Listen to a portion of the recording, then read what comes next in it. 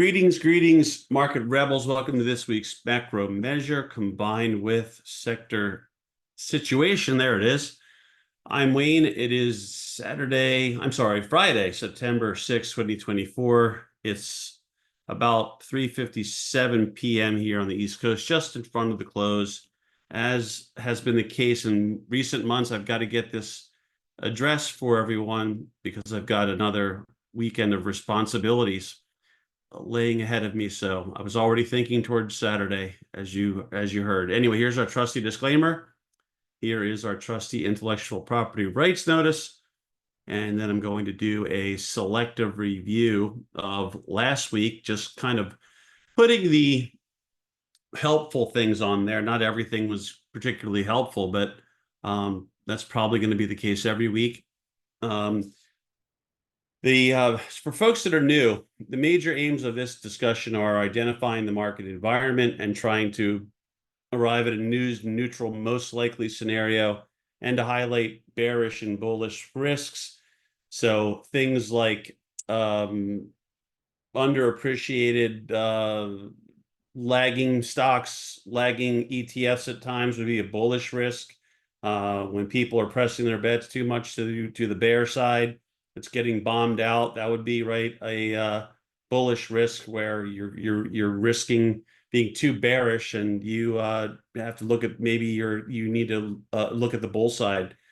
Things like that is what I mean by that. As always, if I'm at the helm, try to set the playback speed to 2x if you can, and that'll make this less painful. Anyway, here's a couple bullets. I'm not going to go through those word for word, but you get the idea that there was a good run there. There was there to be had. We saw the hesitation, the summer doldrums, as we discussed in our second recording, because for whatever reason, the first much better video, that was an hour and I think 15 minutes or so, did not record.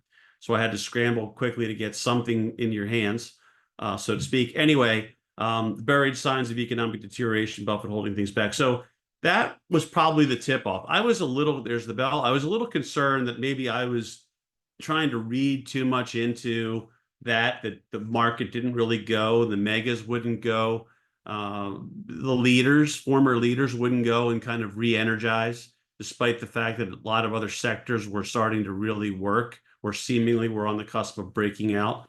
And I just really probably in retrospect, overestimated the holiday-esque behavior. Like I thought, this could be the holiday holding things back, but maybe it wasn't, right? And that might have been what just made it harder to really buy into that.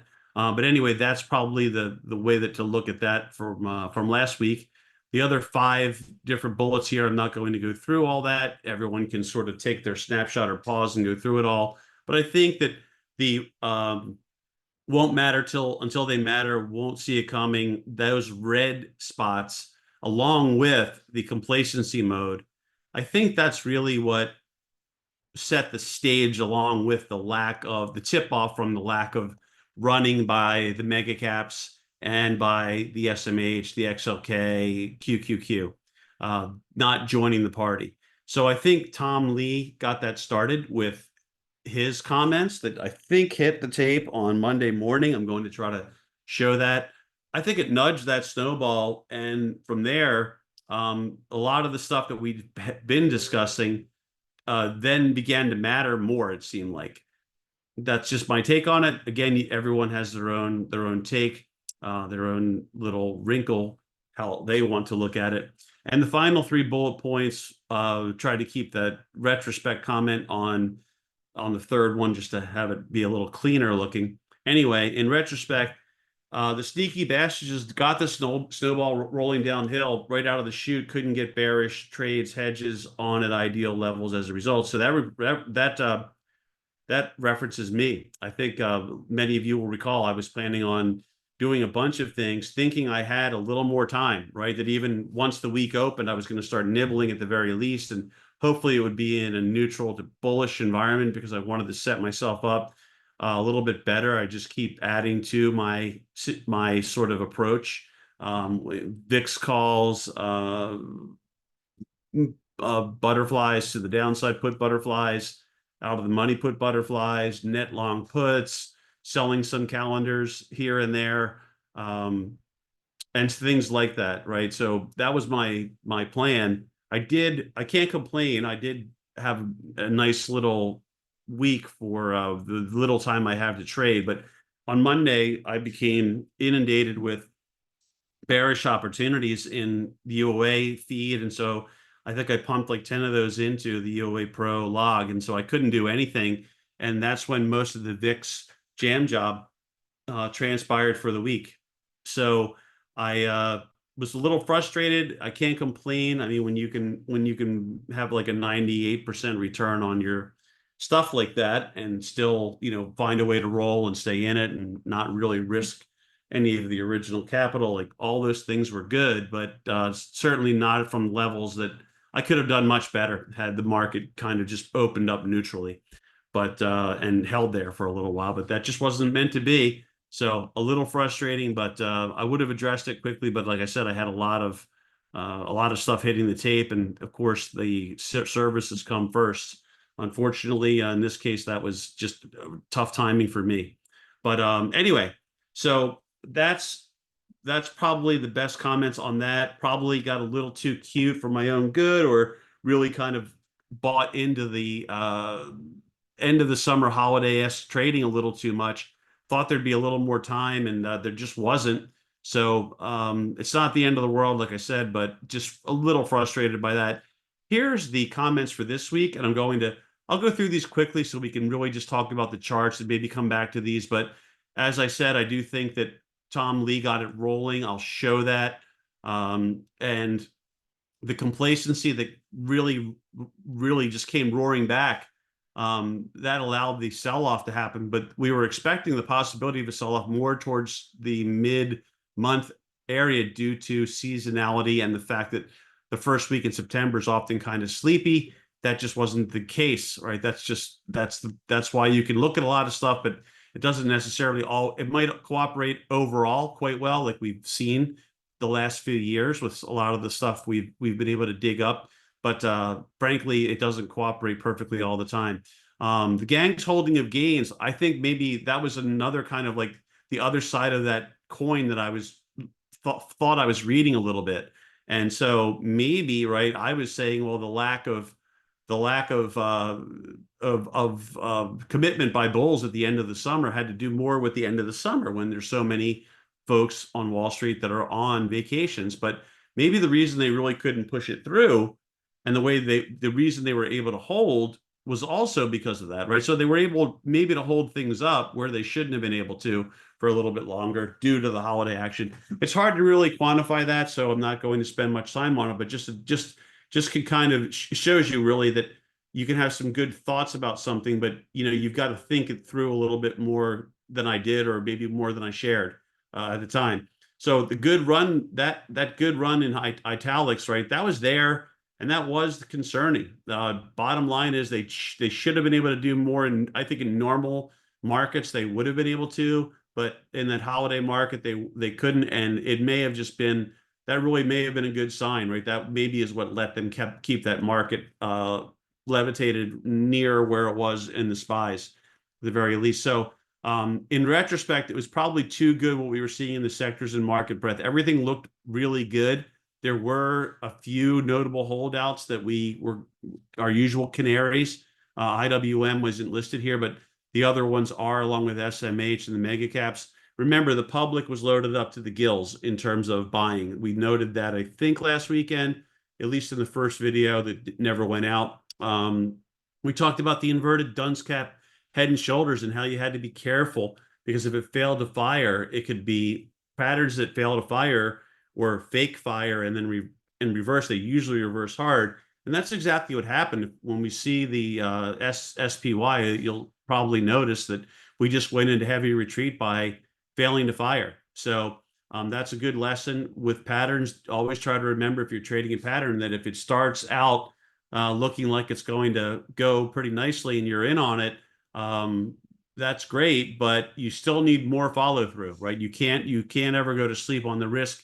And if they do reverse it back down towards your trigger level where you initiated things, If it doesn't start acting well by bouncing and start working its way back in your favor, you've got to probably just say, I'm going to close it out and nothing, no harm done, and wait for another opportunity. Because if you don't, you overstay your welcome. They can really make it painful on you. Nearly all sectors were hit hard. Most of them were just hit hard this week. Not all, but most. Just a reminder that we talked about this a lot over the last really year or so. I don't want to get too deep into the gold, silver, XAU. That's something you should look at as a big picture. Put up monthly or quarterly charts that go back 30, 40 years, or maybe 25, whatever the case may be. You'll see the cup and handle pattern that's really scattered, or it's really imbued upon all many things that are part of the precious metals universe. We did say that we talked about Buffett. That was already discussed.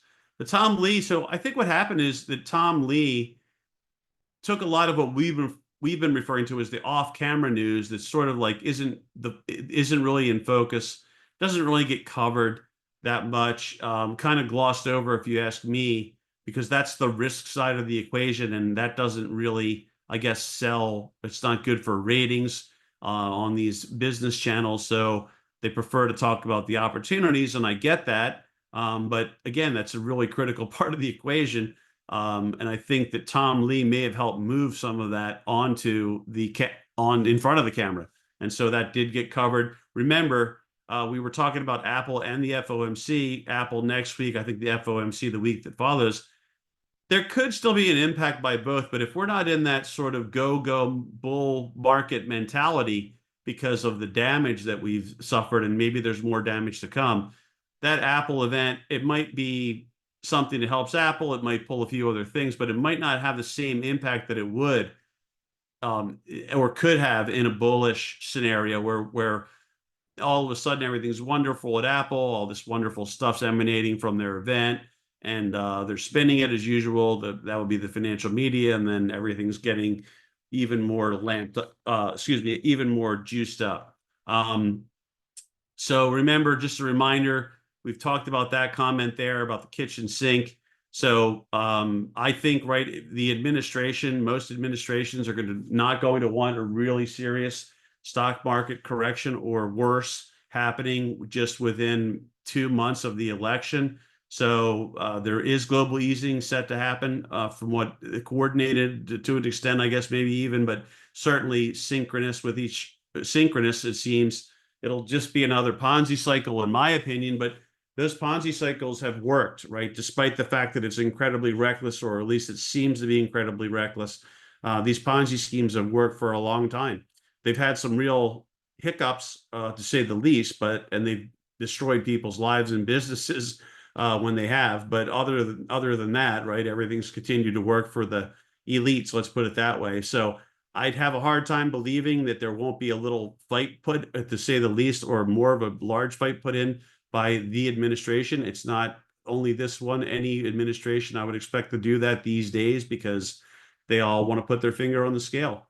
The coin crypto that looked potentially interesting on the bull side, maybe a month ago, we flipped around and noted that it was getting scary in there. And that really did have a rough week. DXY and TNX went right back down too, kind of in line with the trend that they've been dominated by the last few months. I think the complacency was reduced. I'll show something on that. We did have the complacency sort of recede. The sweet spot, though, for the VIX should intensify per seasonality, and market breadth was shillelied along with the major index ETFs. So it wasn't just like, hey, those fell, but it was only a few select heavyweights that got smoked. Nope, they actually hit stuff pretty hard.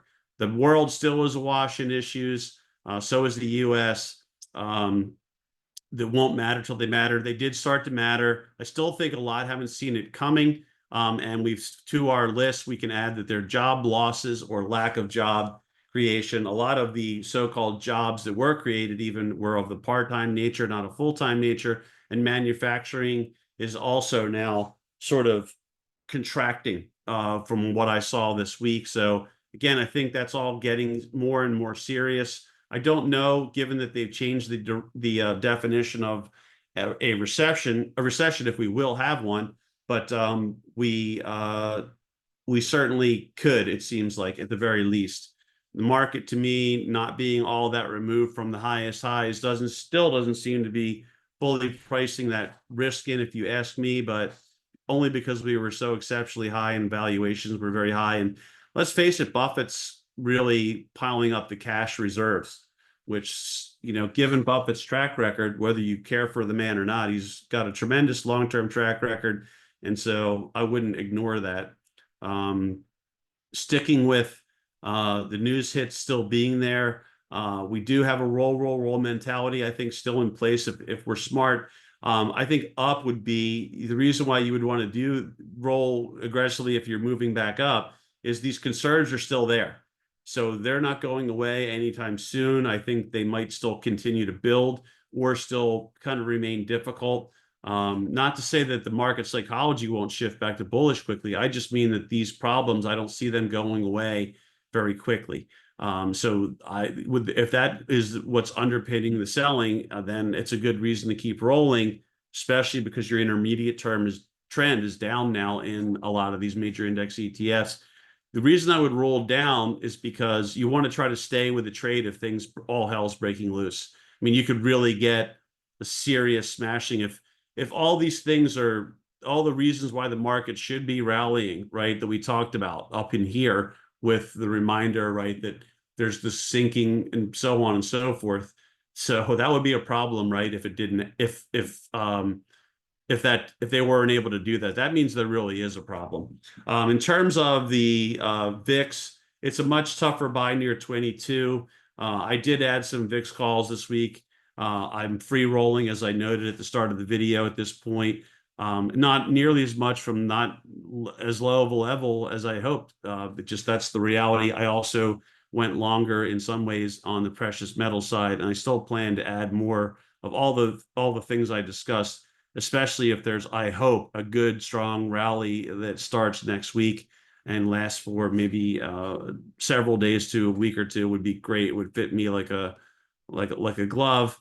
The long-term trend, that's still up.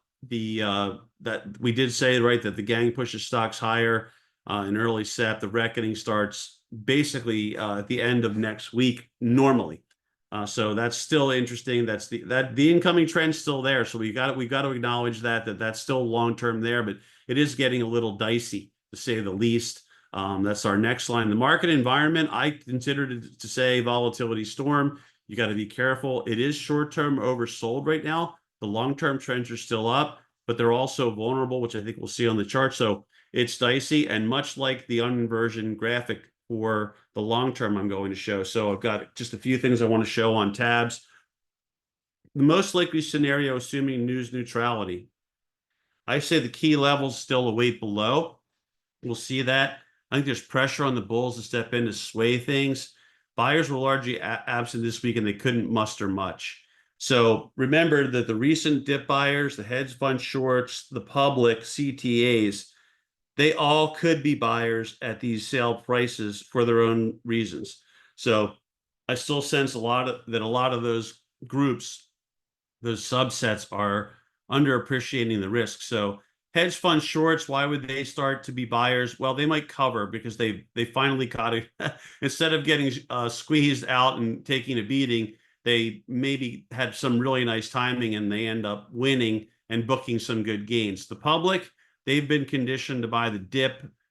So they might say, I don't care that I just got beat by chasing stocks back up. I'm going to buy more.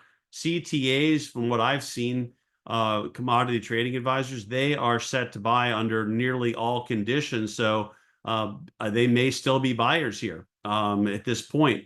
There's other buyer, obviously, parties that are also there. I've been saying this now for a while. I would still remain at DEFCON 1, still under the Esterhaus warning, because I still feel like there's an underappreciation of risk by this market.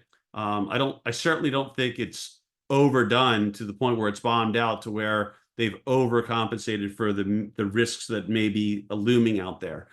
We also have the natural clustering of volatility where the market usually has smooth sailing for a while, and then you get in these periods where it's just volatile and you get a lot of ups and downs, maybe a lot more down than normal.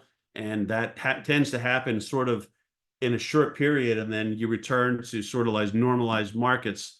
I don't know what that means anymore, but you get the idea, I think. And I still feel like with this situation we happen to be in right now, that September and October are still likely to have a great deal of news items that really probably will impact the market.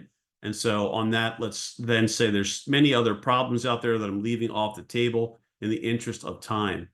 So let me see if what it does for me, and we stop the share. I'm going to move this out of my way. Just bear with me. And then let me try to get something to happen here. One last thing here. SPY. Let me get that set up. Yeah, so I think I should be able to bring up my tabs now, and this shouldn't conflict anywhere. So let me do the share. So the first one I want to bring up, because I do think that there may have been some confusion on cocktail hour. I did write a lot of this stuff up early in the week on UOA Pro ideas, but this is the report that I saw. I didn't catch the Tom Lee interview live.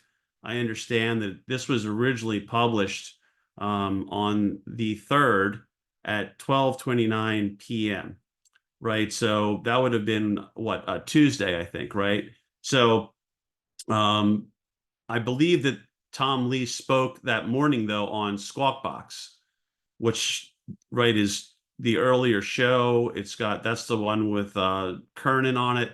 Anyway, he did say investors, according to Market Watch, anyway, investors should be cautious for the next 8 weeks. So he's got people get nervous over the next 8 weeks. Thinks, right, there's going to maybe be between a 7 and 10% pullback.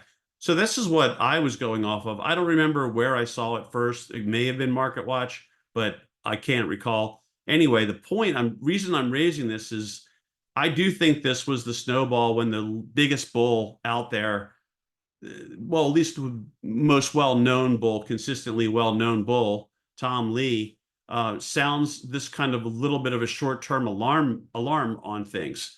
And I think that was the nudge that gave sellers the reason to sell, and maybe the gang a reason to take things down. After having sold for several weeks, they could hide behind that as a great reason. Biggest bull, or one of the best known bulls out there, gets short-term bearish, and then this happens, right? So someone in Cocktail Hour noted that it was an October thing he was referring to, not the next 2 months. Again, I didn't see the original interview. This could be reporting, right, that's just off the mark. But this is what I saw in multiple places, which is why I was saying September and October is when Tom Lee was calling for it. So just to note that, because someone did mention that, no, they said, no, I think it's October. I heard both months, but again, I don't want to, it's not an argument. It's just that that's the reason why I had seen multiple sources say it was September and October. That's what I do think, again, got the ball rolling. This is where we are now. Remember how we remarked last week that we were up there in terms of your bullishness the past 2 weeks. They were the highest that it had been in several weeks, but also like one of the higher readings in months that we had last week. And the bears were kind of really, the folks that were bearish were really down there on the survey. So we were saying, right, last week that, hey, there's the bearishness is well below the normal level or neutral level. So bullishness is way above. So this is complacency already. Last week, right, the same thing. We were kind of more in the greed territory a week ago. We were up towards there. I think it was higher before then, but you get the idea. So we kind of got back into where we were at serious fear near, I think near extreme fear on near lows, and they came in and bought the market significantly. The same thing kind of reversed very quickly. So there's that and that. And then the final thing I'm going to show here on these tabs, hopefully it's still working. The final thing, and this is, I apologize for, this is not a very good graphic. This guy, Mike Zaccardi, does put out, I think, some really good stuff, which is why I follow him. But anyway, if you could look at it, he's talking about, right, the disinversion or uninversion of the treasury yield curve, the twos versus the tens. And he's showing market performance after it's been inverted and then it uninverts. So here's the uninversion right here. This is the uninversion point.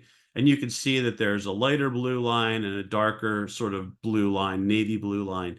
And one path is ultimately down significantly towards double digits. And the other one ends up significantly up after about, well, it looks like we're about 7 months in here at this peak.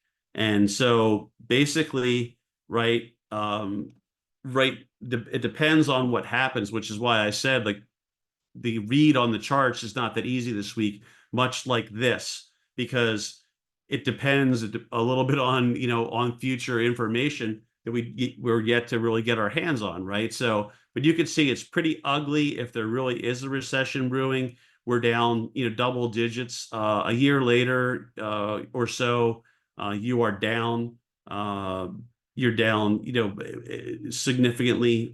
7 months later, you're down significantly here, something like that. So you get the idea. It all depends on really how shaky things are. So just keep that in mind. It's a little bit tough to read this one. It's not the best graphical quality, but it is something to work with. And I thought of all the things I came across, and there were many, this is the one I wanted to show, really only show that one so we don't belabor that. So having said all that, I think the best thing for me to do now is really to move into the charts. And the reason why I'm calling it a toss-up in terms of what's next and how do we feel about that. And that's because of the fact that we are getting close to this level here, which is on the SPY that we're looking at, which is really our main market proxy. This is the 100, and I'm going to jump around here. And you've got the DIA, which I think the diamonds are getting near the 50. And I'll try to make this, you know what, let me try to make this a little bit larger so it hopefully pops up and shows better, because I'm just trying to show that. Yeah, so you can see the golden 50 is right there, right? So that's not too far below where we are. By the way, that support line that the diamonds seem to stop near today was already in place. I didn't even add that. I just had that laying around. You may remember it from last week, but that's why I leave these things up there. It might just be a temporary halt of the downside proceedings, but it did seem to matter. Again, that's why I leave these things there, because sometimes when you're trading, it's not about your ultimate target, especially when you get near a weekend. For me, not knowing, what can happen over the weekend, one way or the other. If I've had a good situation develop and I know that there's a reason why it's stopping and that might be a little bit of a hesitation point that could bounce it from, I'll just maybe do a different type of adjustment to my position than I normally would. If it's day to day during the week, it might be a different story. It all depends on other factors too. The Qs, they're still a little bit away from their 200. I would say that they're over 1% away from the 200 there in purple. But if you notice, everything we've looked at, which are the major four we talk about each week, these are all within, let's say, 1% or less from a key moving average, whether it's the 50, the 100, the 200. And I believe IWM also is within striking distance as well. Yeah, it's right on the 100. And that could certainly drop to the 150 in rust. It could certainly drop further. I don't mean that that's going to stop it. I'm just saying that, right, I need to see if it's going to start going through there before anything happens. And the reason for that is, and I'll try to get some numbers just to throw at folks. So to give you an idea, the 2 hour has a 28 RSI reading in IWM right now. So that right? I'll just throw a couple more out there. So this is why it's a little bit of a tougher call. It's not that it's technically oversold right below the 30 on the RSI. It's just that it is oversold in the short run. Spiders are even worse, excuse me. They've got a 24 reading on the 2 hour, right? So that's a pretty low reading. I mean, it does get worse than that. Sure. Let's see where the diamonds are. They might not be as bad. I don't know. Let's see. They're at 32, so they're approaching oversold on the 2 hour. And then I'll get the cues for us. And let's see what that says. That is, they're at 23. So your big dogs, the SPY and the QQQ, are both really right in the mid to low 20s on their 2 hour RSI. And like I always say, and this is really me stealing a line from an acquaintance, it's a sort of a friend acquaintance, that's not chopped liver. So you can't really say, well, no, I'm not going to let that scare me. I'm still a bear. That's fine, but you might have to deal with a little bit of adverse movement before they let you win when you get to these levels. So when in doubt, to close that, if I were riding, let's say, short to this point, SMH is a very important one. Obviously, breaking below the 200 on the daily, the 200's purple on my charts to make it very obvious.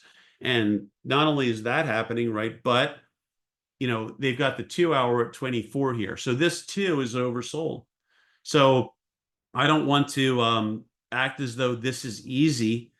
We don't know what kind of news will be coming out. I would say under normal circumstances, without any news, that the bulls would do themselves well to gap this market lower, get it extremely oversold, get a panic going early in the week, absorb all that at much lower levels because they've gapped it down, and then try to put in a higher low or something like that to then start lifting from in front of Apple and act like, well, the market got oversold and people were excited about Apple and a lot of the other big dog stocks started to recover as a result. That kind of story that all of us that have been following financial media or let's say financial broadcasting know that story well. And the other thing we have to note too here in spiders is that, I'm sorry, in SMH, I don't know why I'm so off here. Maybe it's another long week, but they do routinely drop below. We make this case that you can't always. It's not that you don't take the breakdown trade. Of course we do, but when you break down from an oversold level in the short term, that can be a little bit of a reversal, right? So they often do pull people and have them capitulate when they drop below very key levels like the 200, and then it doesn't instantaneously happen, but then they strongly reverse things exactly like they did here, and they take them right back. And after the fall we've had, right, you could. But this is obviously why it's dicey and risky, though, because you've got this lower high in here in this SMH versus this high, which is the highest high, and you could be set for a retest of the lows. And do we know if they will hold or not? We just don't know. There could be a little exceeding of the low again to anyone trading against that price as a long that tries to get in for a bounce could then get flushed there. They could just flush people overall. They could pull fresh shorts in by exceeding this low back in here. So all that stuff is going through your mind. And then if they do and reverse it from there because it's dramatically oversold, you got to remember you've got the Fed the week following, and they're going to look to that mother's milk situation with probably, doe-ish eyes. So you just got to be ready for what they could do. Again, I don't know if there's some cracking in the financial system, if sort of, let's say, names and spaces that are indicative of risk start to explode. And you know what I mean? Some of these swaps and things like that, all bets are off. Like that when that internal plumbing gets really fouled up, it creates just selling cycle, right? That becomes really a panic thing, panic selling. If people get carried out, someone gets AKA blown out, which means they're about to be closed down by their uh, redemptions, or they're about to be closed down by their clearinghouse or whatever you want to call it, that can produce a really vicious cycle. But if we just, and I think we may have done this last week, but if we ballpark this from 283 to 200, and we then come up here, this is really looking at something like you probably could honestly drop to the 170 level if this sort of plays out. And that's obviously a devastating move from here, right? That's really closing a gap that you can barely see at this point where I have it back in here. Now, there are other gaps, but I mean, that's this whole thing right now is potentially pretty darn concerning, which is why I'm saying the onus is really on bulls to step in. And I will just note that, again, another line we've left here from way back when that I just kept extending out to keep it as part of the mix. That line did seem to matter today, right, where they came in at. And I do think that that 212-ish line is also a flat line. So it's right near, it got really right near there, 213.57. You know, I'm not going to quibble over that kind of a small, not even like a full percentage point. So you got close to there. You have to admit this doesn't look good. Remember, a lot of this, what could be driving this is the accounting scandal. Maybe there's concerns that there's problems there. You also have probably the potential for over ownership. Remember what we talked about, too many folks on one side of the boat, things list, and you end up with everybody's long the same things, and then they're all not working, and then people start panicking, and people start selling, and they realize they're in a crowded trade, and selling begets selling. So you know the rest from there. So this is definitely dicey. One of your main leadership areas is dicey. It's very similar to XLK, which we talked about last week, is still having not really joined the party. You could see how similar it really is, right? So there's your technology sector ETF. Your QQQ is naturally going to look a lot like that as well. And that's, you can see all that right there. So these all do look concerning. I think, I think at this point, I would say that if you remove the Apple, you remove the Fed from my forward view. I would say that there's really is risk that this thing does come in and retest this low area. Whether it just gets close to it, nails it perfectly, exceeds it, reverses back up after it does, continues on, right? We just don't know. But probably, right, if you do find a story that's causing that, then you could you do find a driver of that, then you could really be, it depends on how powerful that is. If the driver is powerful, right, then you probably have to take it even more seriously. So the market closed at 476-ish in the form of the Qs last week before Tom Lee got started. And so if he's talking about a 47 point, he would say a 10% drop from there. That would be about a 47 point drop right from there. So that would put you down here towards about 420, I believe, right? If we're at 477-ish for mine. Yep. So that would be about wait, I'm looking at that right.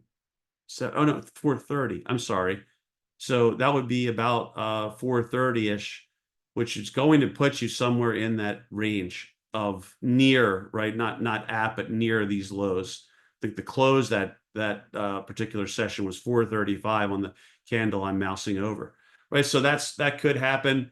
Again, if this happens early in the week, gang, you're going to be very short-term oversold. But again, what you have to really keep in mind is what is driving it. And if there's revelations that are really concerning, that maybe you don't think the market has priced in, they didn't price it in this week, it's still being priced in, and there's more to price in, then you could probably have more confidence that you really do get hit lower. But you don't want to get too far ahead of yourself. You want to see what happens near this 200, but that is the last line for SMAs right now. It's 200.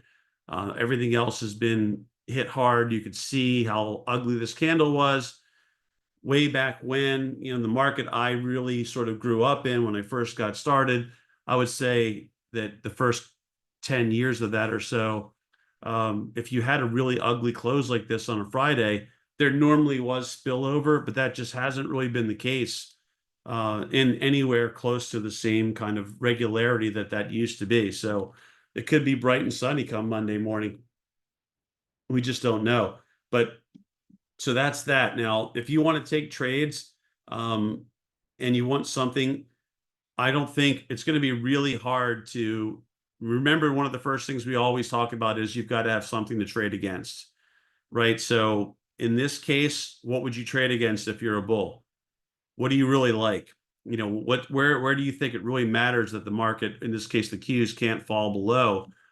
That you think it's going to be tough. So right now, I think it has, if they open this market up and you really think there's a bounce coming, you probably have to trade against the low plus some buffer zone that you're comfortable. Trading right against the low, if it weakens at all, it's a lot of times they're going to just chase people out that pick that low because it's so obvious, flush them out, and then reverse it.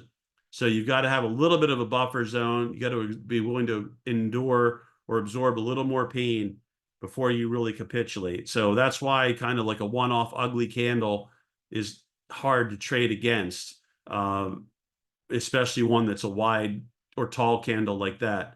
So that's what you probably have to trade against. If you want to feel better about what you're doing and you think that, hey, oops, overdid it. If you want to think, hey, it's over, this is really shaping up now.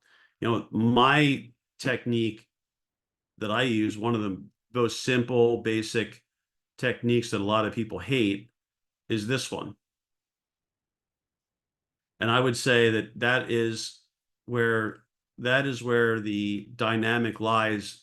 I don't even want to go into like what that means, but for me, it makes sense.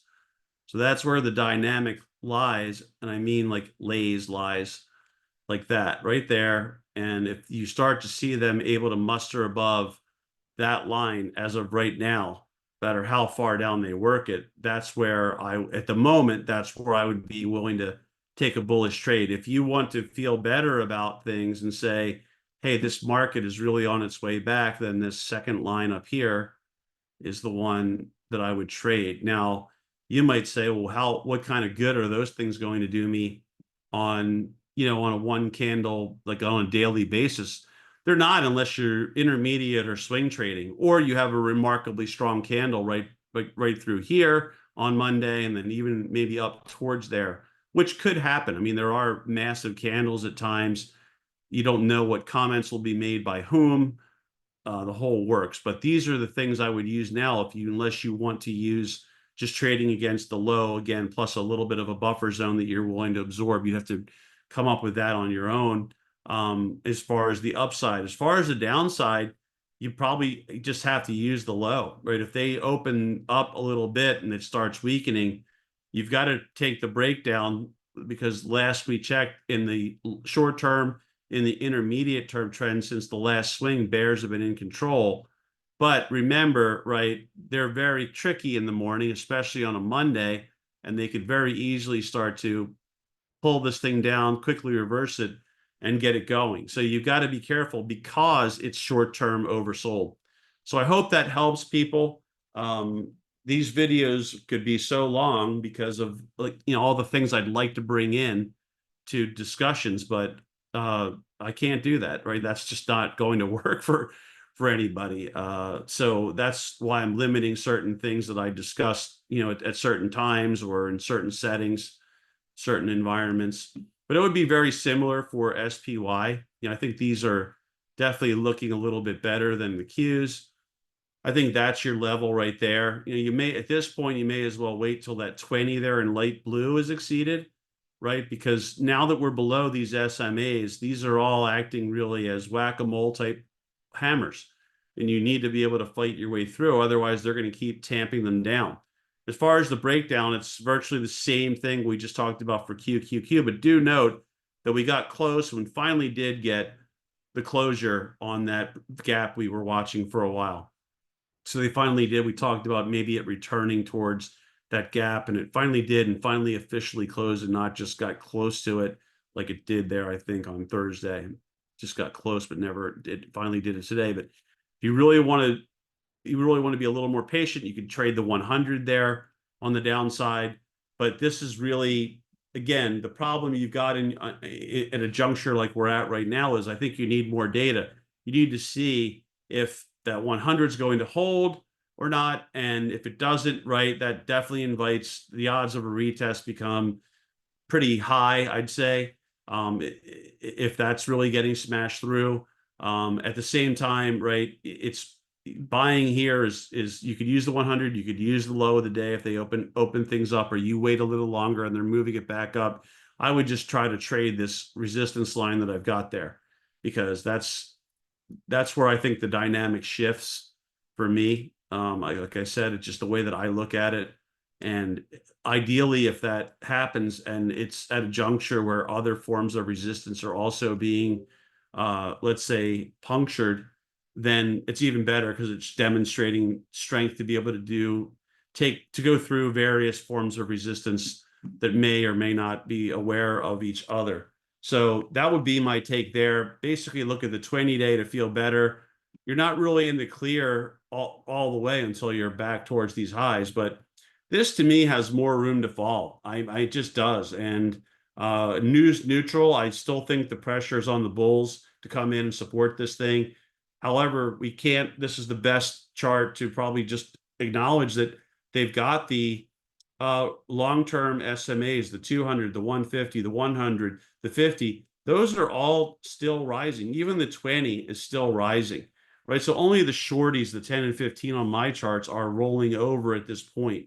So that's what you're up against now. You're up against short-term oversold, long-term still uptrending according to the SMAs, even according to price structure too, because this low is higher than this low. This was a new high. They could just take this down, bounce it, and you might even have another bullish leg. Like you might have, this was the start of a bullish move. This was the corrective action of that bullish move. They find support and go, break through, and you have another bullish leg. Now, I'm not forecasting that because, as a lot of you know from years back, people ask me what my style is, and I say it's iterative. When they're like, what does that mean? Is that the Elliott wave? Or I'm like, well, I do a little bit of this, that, and the other thing, but it's really just more about let's just let the action unfold, take our best guess at what scenario is working out, get involved in it, and then adjust from there. So wait for the next bit of information, the next iteration to tell us, okay, this is what's happening, and just keep going from there. Because I think the key to short-term trading is being willing to remain very dynamic in your thinking and your approach. It doesn't mean, right, that you just take singles and you never ride anything, but it does mean that you are willing to take the other side of an argument. And I got to say that it takes you a while to develop the knack, I think, to not be a bull or bear and just say, forget that. And I'm all about opportunistic uh, trading, right? I'm all about just seizing the moment, seizing what's in front of me, and not really worrying about my bullish or bearish thesis so much. That, at least for me, I think it helps a lot of people. It's helped a lot of people to think that way. And because it's freeing, where you don't feel like you just did all this work and your ego's telling you, well, wait a minute, you're not wrong, you can't be wrong, you're really good at this, or anything like that. It's really more about, well, no, like we said last week is a great example where, and I just underestimated the impact of the bulls not doing something where they should have or could have under normal circumstances. I chalked it up, because the sectors and market breadth were looking so good. I chalked it up more to, they're just hesitant because of the holiday, and it's just kind of holiday-esque behavior. But in retrospect, it doesn't seem that way. Now, you could say, well, wait a minute, what if Tom Lee doesn't say anything on Monday morning? Well, maybe you're right. I don't know. I mean, we just don't know that. But again, like you would think, right? I thought it was wonderful news that rates would be coming down sooner than later, and they probably are. But IWM still fell under pressure. Again, you just don't know yet. Is this going to be more of a retest? Is it going to be more? Right now, the Bears have left the week in control. They have it until further notice, other than the fact that we have to be cognizant of the short-term oversoldness here as well, because this also has a 28 reading on the RSI and the 2 hour. But you're obviously trading the 100 day right here. That's my downside right now. And you can see just by this candle, like really, where are you going to turn really bullish? And I think it's above the 20 again on here in that light blue color, because that's going to put you right here where this dynamic is. It's basically the same zone or area. It's just right about there, roughly. So that's where I'd start to say this at this moment, this is where this gets bullish. But could you justify a bullish trade inside of the candle somewhere where there's nothing that's happened? You could, right? There's nothing wrong with that as long as you're disciplined and as long as you say to yourself, I'm willing to use this low today plus a little bit of a buffer zone. I'm willing to endure that pain. Or you don't want to have too tight of stops there. They're almost the best way, I guess, to short circuit your trading career if you're just getting started, is to have too tight of stops, because these guys are the masters of chasing people out of great trades. I mean, I think that's what frustrated me the most about my sort of transition from so-called gut trader, which I was terrible at, to technical trader, which I was far less terrible at, because I was able to be right a lot of the time and still not make money, because they would chase me out because I wasn't, it was taking baby steps and was using too tight of stops. So they would get me out. I knew you had to be disciplined. I never had trouble with that. But I always would say, okay, well, that level I thought was critical has been surpassed and I'm done. I've got to take the loss here. And I would. And that happened way too often. And then not long thereafter, the market was going my way in a really strong fashion. The loss I took was dwarfed by what I could have made with my profit targets and everything else. But you learn the hard way. I think in the market, that's the way most of us learn, is the hard way. But anyway, yeah, I mean, clearly the downside, I would just take it knowing it could be below a big emotional, widely followed area like the 100 SMA, to a lesser extent like the 150 SMA there in Rust, just below the 100. These are areas that they will exceed in a lot of circumstances, a lot of times, and then they'll reverse it. So you always have to be on guard for a potential false breakdown, reversal. It's just part of trading, right? And it's not the end of the world, right? It's just, that's always part of it. You never know for sure that your breakout trade or breakdown trade is going to really be the time that it works. What I try to remind folks is that when it comes to breakouts and breakdowns, the first time that you touch support or resistance and the market isn't really in a very forceful mode, where there's really big news driving or big selling or buying driving, it's just kind of normal day in, day out trading. I would expect support and resistance to hold the first time we get there. That's why we call them that. They usually do, at least the first time. It's the second and on that you've got to be normally more worried about. But you never know. I mean, things can slice right through and never look back too. That happens as well. That's why it's not that easy all the time in the markets. The diamonds they really held on probably fairly well. They actually closed at the all-time high. Again, false breakout. There's that V, kind of has a little bit of inverted head and shoulders-ish look with a dunce cap head we talked about. And then you get this. So I think the 50s are a big line in the sand. You can see there's a little bit of space between the 50 and the 100.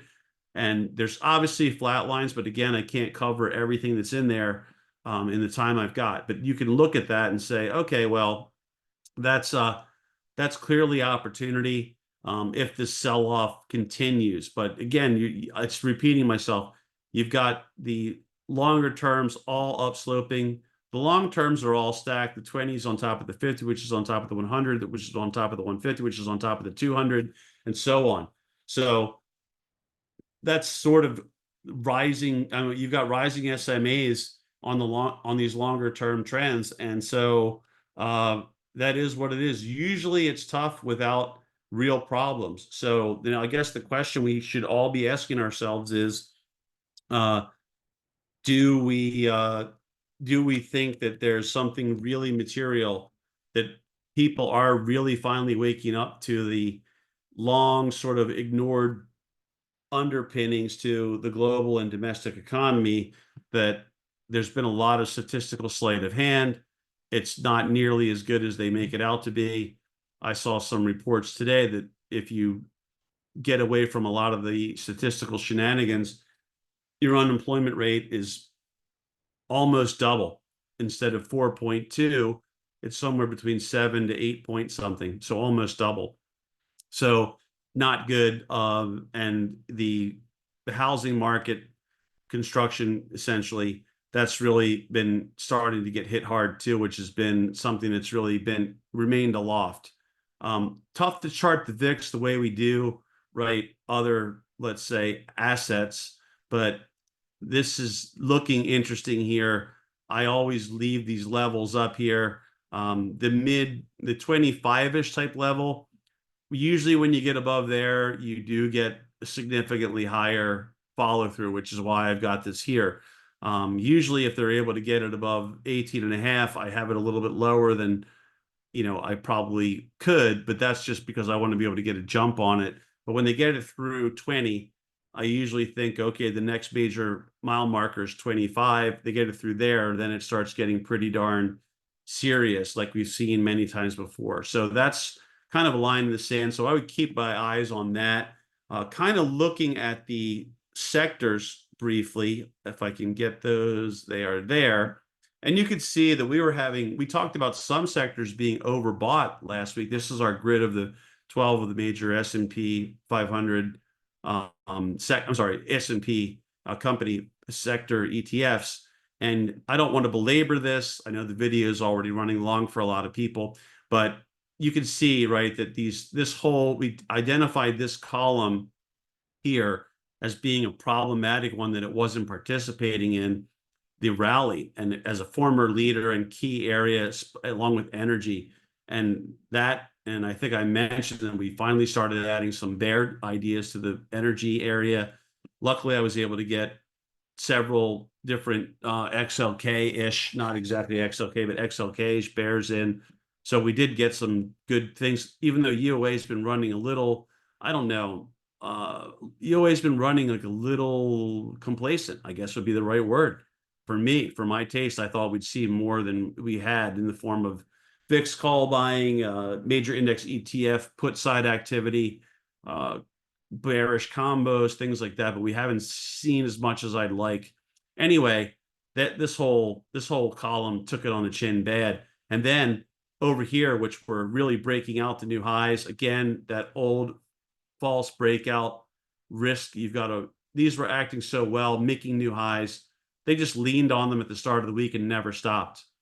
So that was really pretty ugly. They finally came after even financials. I got some ideas in on those. Real estate still hanging in there. Got to give that it's incredible due. I don't know how much longer that's going to be able to do that, but we shall see. Maybe that's where the lower rates save the day. XLV, again, it was crushing it. They kind of went to it defensively earlier in the week. You could see that they push, reversed hard after that.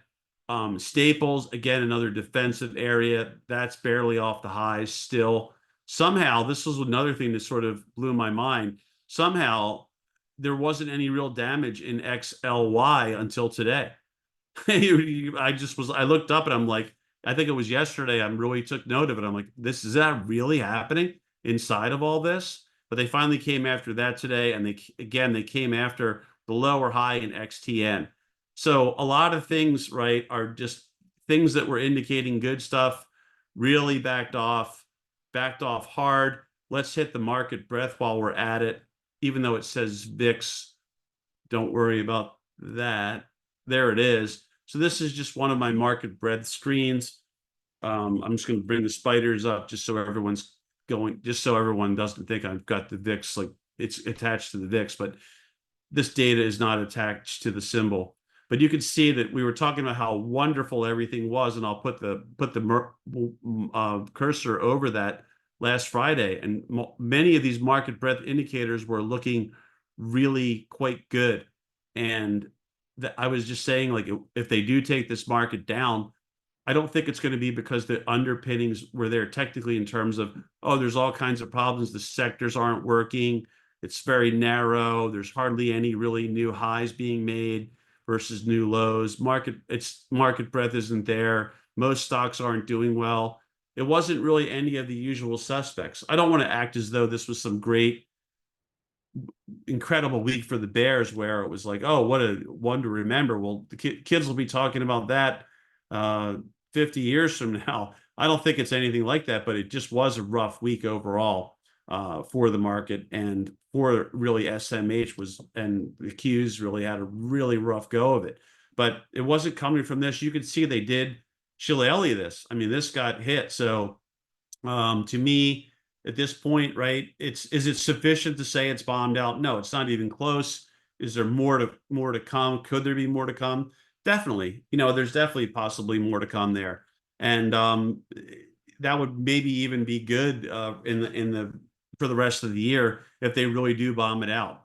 But I don't know about that as much as I would in a normal year. I would say normally if they crush things, if you've been bullish to this extent the way you have this year, and then you get kind of a rough spike September in the market and maybe into October, that usually bodes well for them to pull off their save in Nove and deck, and then window dress the daylights out of it at kind of the last couple of weeks of the year. So anyway, that's probably off because of the presidential election year being a wild card. But overall, I think we just showed that the sectors in the market breadth did take a hit. It could still continue to take hits. It's not as if everything's completely oversold at this point that I would say, oh no, look at those RSI levels, it's all bombed out. Some of them are hit pretty hard, but they're not quite oversold.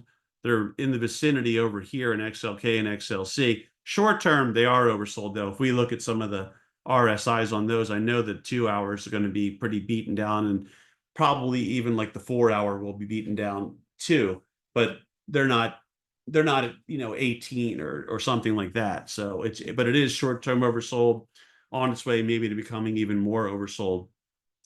So there's that.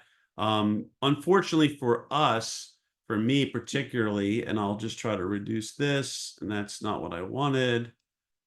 That is also not what I wanted. Why did that do that? Okay, I don't know why it wouldn't show that chart, but this is my main basic chart, but it wouldn't do that. Anyway, you can see here's your XAU. So I did get some stuff in here. I took a little bit of a hit in here, and I don't care about it because I added some, not in this particular instrument, but in related to the space. Anyway, I'm okay with that because again, I'm looking at. I'd rather lose money on this hedge.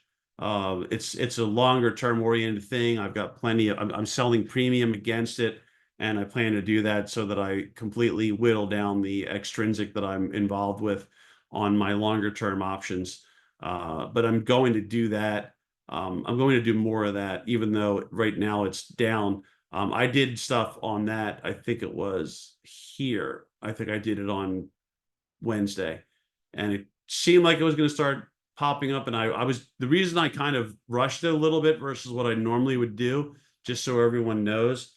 And it's not in XAU, it's in other things. But the reason I did that is because I just don't have time to address my own stuff during the day. It's very hard for me with all the stuff that happens with the services to get in and make timely adjustments. It's incredibly frustrating, but that's part of life. Unfortunately, that's just the way that it is. But you can see that that's cycled back down. It's not a shocker to me. I used to make markets in some gold stocks and some miners way back when, and they are notoriously difficult at times to trade, and they're hyper manipulated. You can look at all the news reports over the years. So it's nothing new. That's why I did a diagonal, because it gives me a lot of flexibility. And I'm actually going to probably, if they take it down even more, I'm just going to basically dollar cost my diagonal. Anyway, that's that on that front. I'm trying to think if there's anything else I could show that would really maybe help out, but it's really more of, probably in summary, it's really more of us being betwixt and between. We have long-term trends that are still up, overall in the market. Even the SMH, which has a lower high and is threatening to go retest a low, of which it cracks, would then be switching over to a more of a bearish posture. If that low doesn't hold, you'd have lower lows and lower highs. So that would be a potential trend change if that has follow through.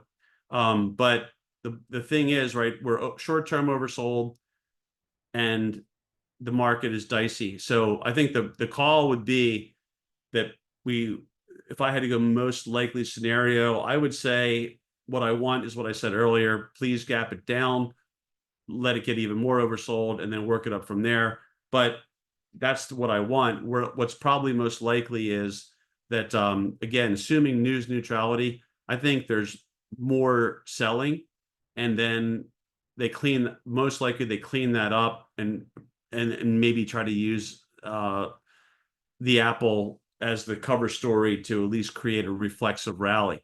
Now, the problem with that most likely scenario is that I don't really think there's a chance that there won't be significant news. I think the significant news probabilities just continue to ratchet up. So I'm just going to leave it at that because I don't want to delve into things that a lot of people don't like. But I just feel like that's where we are. And so I'm expecting there to be news, which is why even over weekends, more so than normal. And that's why I had no problem doing what I did in terms of more hedging and some VIX call activity and stuff like that, because my plan, even if that doesn't initially work, is to only do much more of it actually from much lower levels, which is why I'm hoping they gap things down, crush the VIX, and it has a really strong reversal, and then I can start to do a lot more at much lower levels. That's my hope. We'll see what happens. I do hope everyone had a great week. I want to wish everyone a wonderful weekend, and I also want to thank everyone for tuning in. I hope you got something out of this week's video that can help you out next week or some week in the future. And on that, I will see everybody in the webinars and through the newsletter writing that I do, and maybe even online. And my final comment is a shout out to Ben L. If you know who Ben is, you'll catch Ben on Twitter. He's very kind, and I really want to thank him for all the nice comments that he makes with respect to Market Rebellion, the services that myself and Ryan especially have been a part of for so many years. Very kind of him to do that, and I want to wish him continued success. Ben has been doing extremely well. He had maybe the week of weeks last I'd seen this week. So congratulations to you, Ben. I'm looking forward to seeing you at the Miami event, and I may just take you up on that steak dinner offer. I'm looking forward to seeing you though, regardless. But yeah, hopefully we'll all be able to connect and have a nice time there in about a month's time. But yeah, I've had great weeks, but I was trading professional money. I don't think I've ever had anything close to that, the kind of week I saw you having with my own personal money. So really just incredible trading in SMCI, and good for you and anybody else that's been following you and doing even a smidgen as well as you, because you've been really knocking the cover off the ball. So congrats to you, Ben, and have a great weekend with your family. And I hope you had a great birthday as well, your birthday celebration. So on that note, everyone take care, and I'll be in touch again soon.